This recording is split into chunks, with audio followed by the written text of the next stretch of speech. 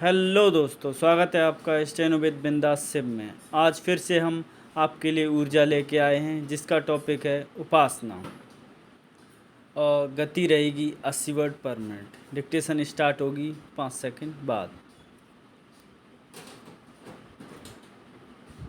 Start.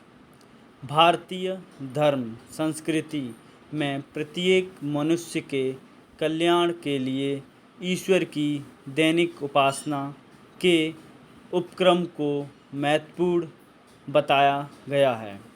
इसके बिना आत्मिक, भौतिक और आध्यात्मिक उन्नति संभव नहीं। उपासना शब्द उप और आसन के संयोग से निर्मित है।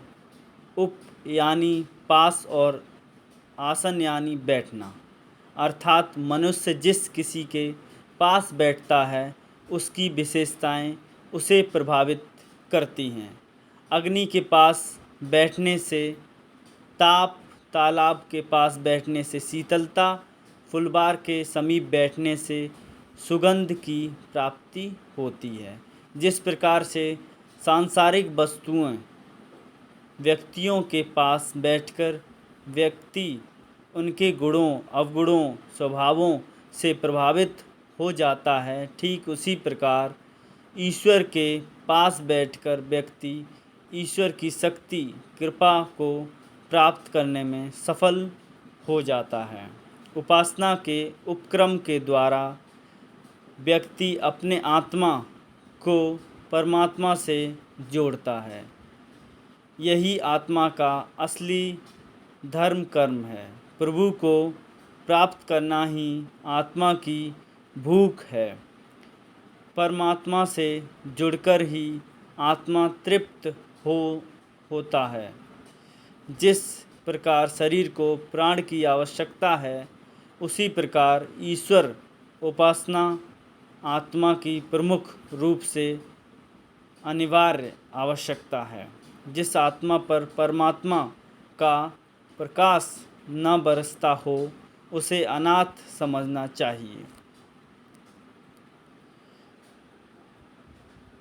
ईश्वर की समीपता से रहित आत्मा की स्थिति दीनहीन जैसी होती है।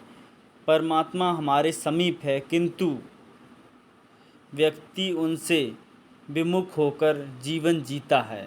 समस्त अभावों और शोक संतापों का मूल कारण यही है।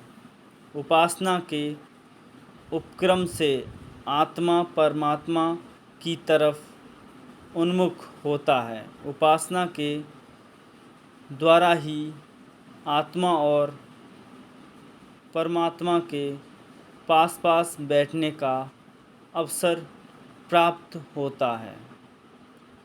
इससे परमात्मा के समस्त गुण आत्मा को प्राप्त होते हैं, जिससे एक व्यक्ति का मन स्थिर होता है, उसके अभाव दूर हो जाते हैं।